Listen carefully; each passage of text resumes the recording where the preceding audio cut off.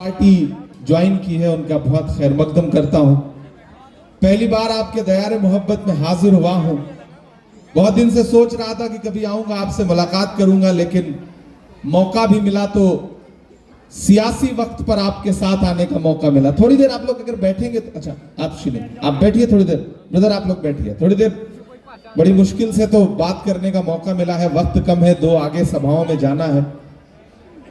सिर्फ खंजर ही नहीं आंखों में पानी चाहिए, सिर्फ खंजर ही नहीं आंखों में पानी चाहिए। ऐ खुदा दुश्मन भी मुझको खानदानी चाहिए। और आम आदमी पार्टी वालों, सिर्फ कब्रों की जमीनें देके मत बहलाइए, राजधानी दी थी हमने, राजधानी चाहिए।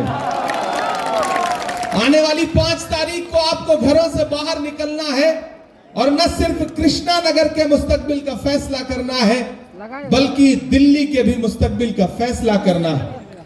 मैं पहली बार आपके बीच में आया हूं।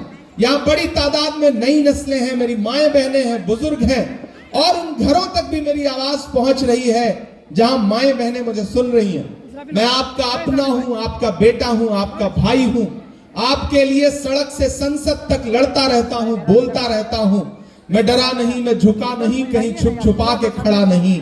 जो डटे हुए हैं महाज पर, मुझे उन सफों में तलाश कर। एक मुश्किल वक्त में जब आवाजों पर पाबंदी हो, सोचने पर पाबंदी हो, बोलने पर पाबंदी हो, अगर ऐसे वक्त में भी हाकिम की आंख से आंख मिला करके हम लोग बोल पा रहे हैं, तो आपकी दुआओं के भरोसे बोल रहे हैं। मैं आज गुरचरण जी के लिए आपके सामने दामन फैला करके वोट मांगने आया हूं। साथियों, पिछले 10 साल से आपने एक साहब को मौका दिया, और जब इस बार उन पे एलिगेशंस लगे, आपने सवाल पूछना शुरू किया, तो उन्होंने अपने बेटे को आपके बीच में उतार दिया। मुझे यहां आने पे पता चला कि उनके बेटे का नाम विकास है, तो मुझे लगा मोदी जी जो विकास लाने का दावा कर रहे थे, ये वही वाला विकास है। 10 साल में कुछ काम नहीं किया। मैं इन सड़कों पे चल के आ रहा हूं, सड़कों की हालत ऐसी है कि गड्ढे में सड़क है या सड़क में गड्ढा है, आप अंदाजा नहीं लगा सकते। कोई काम नहीं किया। इन सड़कों पर चलिए अगर पैदल भी, तो आपको ऐसे सफर करना पड़ेगा जैसे आप सफर कर रहे हो या आखिरी सफर कर रहे हो, पता ही नहीं लग सकता। ऐसे में साथियों, ये बदलाव का वक्त है।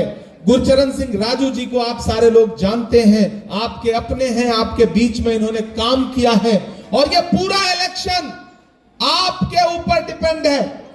आप जिस तरफ चल पड़ेंगे, हवाएं उस तरफ चल पड़ेंगी। ये कहने के लिए आपके बीच में आया हूं। और मेरे अपने लोगों, मेरे अपने समाज के लोगों में आपसे खुसूसी तौर पर एक बात कहना चाहता हूं। पिछले 10 साल में आपने झोली भर भर के आम आदमी पार्टी को वोट दिया, झोली भर भर के, नहीं मांगा तब भी दिया। और उसकी अहमियत यह हुई, उसका हश्र यह हुआ कि जब दिल्ली जल रही थी, दिल्ली दंगे में सुलग रही थी, तो इस सूबे का मुख्यमंत्री अपने घर में दुबक के बैठा हुआ था। जब आपको जरूरत पड़ी, तब अरविंद केजरीवाल कहीं नजर नहीं आए। मुझे यहां खूरे जी के लोग बताएं कि जब संभल में लाशें बिछ रही थी, तो कोई अरविंद केजरीवाल निकला अपने घर से? नहीं निकला। कौन निकला? राहुल गांधी चल करके वहां गए उन लाशों का हिसाब पूछने के लिए सरकार से। जब हाथरस में दलित बिटिया के साथ बलात्कार हुआ, तो कोई अरविंद केजरीवाल निकला?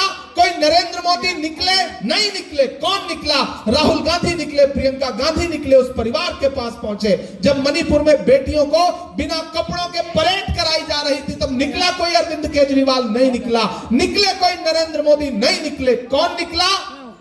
राहुल गांधी निकले, मणिपुर जाकर के लोगों को अपने सीने से लगाया, उनके आंसू पोंछने का काम किया।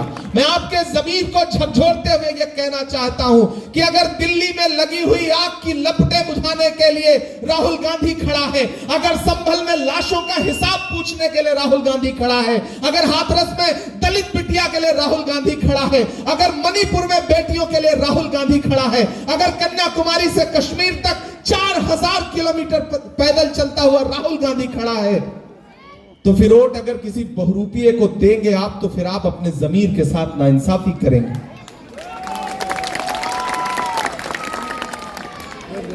चरागों के सफर में दबदबा हो आंधियों का, तो फिर अंजाम जुल्मत के सिवा कुछ भी नहीं होगा।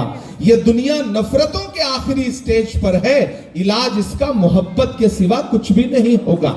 4000 किलोमीटर एक इंसान 4000 किलोमीटर पैदल चला, एक नारा लगाता हुआ, नफरत छोड़ो भारत जोड़ो। मुझे बताओ कुरैजी वालों कि इस देश में नफरत का सबसे ज्यादा शिकार कौन है? हम हैं, आप हैं, ये पहनावा है, हमारा आपका पहनावा है कि नहीं नफरत का शिकार? जब देश का प्रधानमंत्री कपड़े देखकर पहचानने के नारे लगाता हो तो नफरत का शिकार सबसे ज्यादा हम हैं, ये हैं, आप हैं। तो अगर नफरत कम होगी तो सबसे ज्यादा सुकून किसे मिलेगा? हमको मिलेगा, आपको मिलेगा। बताओ इस मुल्क में नफरत के खिलाफ लड़ाई कौन लड़ रहा है? याद करो 2013 का वो दिन जब जंतर मंतर पर और रामलीला में एक बुजुर्ग इंसान भ्रष्टाचार के खिलाफ लोकपाल लोकपाल का नारा लगाते हुए बैठे थे। सबको बहुत अच्छा लगा था, पूरे देश को उम्मीदें जागी थी, लेकिन किसी को बात में अंदाजा हुआ कि जो वहां पानी पिलाने वाले लोग थे, जो उस आंदोलन को पीछे से बैकअप देने वाले लोग थे, वो आरएसएस के लोग थे, वो भाजपा के लोग थे। आज बताइए पूरे देश में मैं तो जाके पूछ रहा हूं कि भारत मां की आंख के तारे कहां गए, आरएसएस के राज दुलारे कहां गए? अच्छे दिनों की तरह उन्हें भी खोज रहा, कोई बताए अन्ना हजारे कहां गए? गायब हो गए। सूबे को अरविंद केजरीवाल को सौंप करके और दिल्ली को नरेंद्र मोदी को सौंप करके अन्ना हजारे भी गायब, सारा आंदोलन भी गायब। ना अब कोई लोकपाल की चर्चा करता है। अगर नरेंद्र मोदी बड़े वाले हैं तो अरविंद केजरीवाल उनके छोटे वाले रिचार्ज हैं। इसलिए अपने दिमाग से मुगालता निकाल दीजिए कि वो आपके हमदर्द हैं। अगर आपके हमदर्द होते तो आपके मुद्दों पर साथ खड़े नजर आते। यहां मेरी माएं बहनें बैठी हैं, याद करो गुजरात में जब बिल्किस के बलात्कार करने वालों को भाजपा की सरकार ने रिहा किया और मीडिया के साथियों ने दिल्ली के उप मुख्यमंत्री मनीष सिसोदिया से पूछा कि बिल्किस के बलात्कारियों पर कुछ बोलिएगा, तो उन्होंने माइक ऐसे सामने से हटा के कहा कि छोड़िए, ऐसे सवाल मत पूछिए। मुझे बताओ कि जब कोरोना के समय में इसी दिल्ली में मुख्यमंत्री के यहां से जो नोटिफिकेशन जारी होता था, जो बुलेटिन जारी होता था, उसमें मरकज दिल्ली के लिए अलग से जो बदनाम करने की कोशिशें की गई हैं, उसको माफ करने लायक नहीं है। मैं आपके जमीर को झकझोर के ये बात कह रहा हूं। गुरचरण जी आपके अपने हैं, आपके बीच में रहते हैं। एक तरफ बग्गा जी को आपने 10 साल मौका दिया, अब मैं आपके सामने ये कहने आया हूं कि एक बार गुरचरण सिंह जी को मौका दीजिए। मैं अपने अकलियत के साथियों से कहना चाहता हूं, और उसमें सरदार भाई भी हैं, मुस्लिम समाज के भी लोग हैं। मैं दोनों साथियों से कहना चाहता हूं, खास तौर से अपने सरदार भाइयों से कहना चाहता हूं कि याद करिए 2013 और 14 का वो दिन जब इस देश के सबसे शानदार प्रधानमंत्री डॉक्टर मनमोहन सिंह साहब के बारे में यही अरविंद केजरीवाल, यही आम आदमी पार्टी के लोग क्या क्या कहा करते थे। आज डॉक्टर मनमोहन सिंह साहब जब इस दुनिया से चले गए, तब उनकी अहमियत का एहसास पूरे देश को हुआ। तब पता चला कि वो सरदार कितना असरदार था। आज अरविंद केजरीवाल भी उनके लिए बोल रहे हैं, आज आतिशी जी भी बोल रही हैं। लेकिन मुझे बताओ सरदार समाज के लोगों, सिख समाज के लोगों, कि इन्हीं अरविंद केजरीवाल ने डॉक्टर मनमोहन सिंह साहब के बारे में क्या क्या भला बुरा नहीं बोला, शीला दीक्षित जी के बारे में क्या क्या भला बुरा नहीं बोला। तो आज तो आपके जमीर को मैं झकझोरते हुए कहता हूं कि अगर डॉक्टर मनमोहन सिंह साहब की नेकी और उनकी भलाई का जरा भी एहसास है तो इस चुनाव में खड़े हो जाइए गुरचरण सिंह के साथ। एक भी वोट अगर आपने आम आदमी पार्टी को दिया तो ऊपर बैठी हुई शीला दीक्षित जी की रूह और डॉक्टर मनमोहन सिंह साहब की रूह को तकलीफ होगी। ये बात मैं आपसे कहना चाहता हूं। और साथियों, अब जब आम आदमी पार्टी के लोग आपके बीच में आए तो आप उनसे कहिएगा कि किसी भी मौलवी से या के साधु से न छूटेगा, मदारी के किसी करतब से, जादू से न छूटेगा। सफाई कर रहे हो तो जरा दामन की भी कर लो, हमारे खून का धब्बा है, झाड़ू से न छूटेगा। ये जो हाथ का पंजा है ना, याद करो इस बात को। और सिर्फ एक बात याद रखो, एक शख्स है जिसका नाम राहुल गांधी है। मैं उसका सिपाही बन के आपके बीच में आया हूं। मैं चला हूं उस इंसान के साथ 4000 किलोमीटर पैदल। मैंने देखे हैं उसके पांव के छाले। मुझसे मीडिया के साथी कहते थे, इमरान साहब आप तो शायर हैं, आप राहुल गांधी के साथ चल रहे हैं, क्या कहेंगे? तब मैं कहता था कि जो हर जालिम से टकराएगी वो आंधी बनाऊंगा। नए अंग्रेज आए हैं, नया गांधी बनाऊंगा। सिर्फ एक बात जहन में रखिए, एक तरफ नरेंद्र मोदी हैं, एक तरफ अरविंद केजरीवाल जैसे बहुरूपिये खड़े हैं और दूसरी तरफ एक अकेला मर्द मुजाहिद खड़ा है जिसका नाम राहुल गांधी है, जो इस मुल्क में एक नारा लगा रहा है कि मुझे नफरत के बाजार में मोहब्बत की दुकान खोलनी है। ये इलेक्शन उसकी मोहब्बत के नाम, ये इलेक्शन उसके प्रत्याशी बनाए गए गुरचरण सिंह जी के नाम। गुरचरण सिंह जी राजू को दिया गया आपका वोट सिर्फ इन्हें नहीं मिलेगा, मोहब्बत के उस मसीहा को मिलेगा जिसका नाम राहुल गांधी है। प्रियंका गांधी को मिलेगा, मल्लिकार्जुन खड़गे को मिलेगा, डॉक्टर मनमोहन सिंह साहब को सच्ची श्रद्धांजलि होगी आपका वोट, और आपका दिया गया एक एक वोट आपके इस बेटे इमरान प्रतापगढ़ी पे आपका एहसान होगा। यह गुजारिश करने के लिए आपके बीच में आया हूं। साथियों, आप मेरे अपने हैं, मेरी शायरी सुनते रहते हैं, मुझे मोहब्बत करते हैं, मेरे लिए दुआ करते हैं।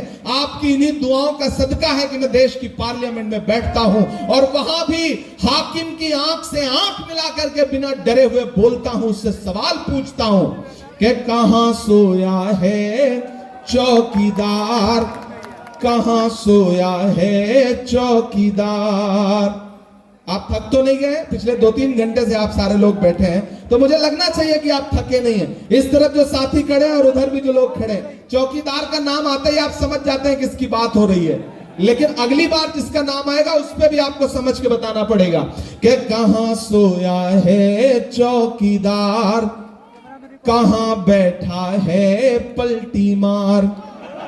पलटी मार कौन है आप जानते हैं ना? बहुत समझदार लोग हैं, मैं नाम नहीं लूंगा, नहीं आप जान जाएंगे कि मैं केजरीवाल जी की बात कर रहा हूं। कहां सोया है चौकीदार, कहां बैठा है पलटी मार।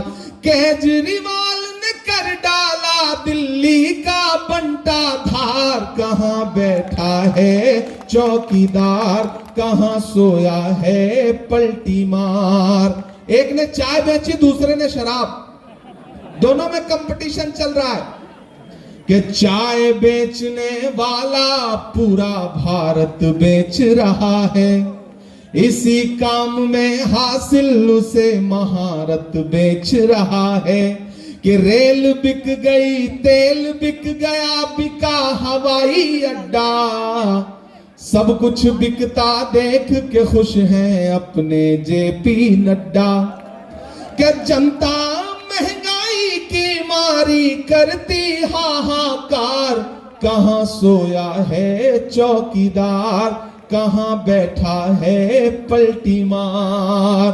कुरेजी वालों, आखिर में एक बात आपसे कहता हूं, जहन नशीन कर लेना मेरी बात को, कि जब तक शेर अपनी कहानियां खुद लिखना नहीं सीखेंगे तब तक शिकारी अपनी कहानियों में खुद को महान बताते रहेंगे।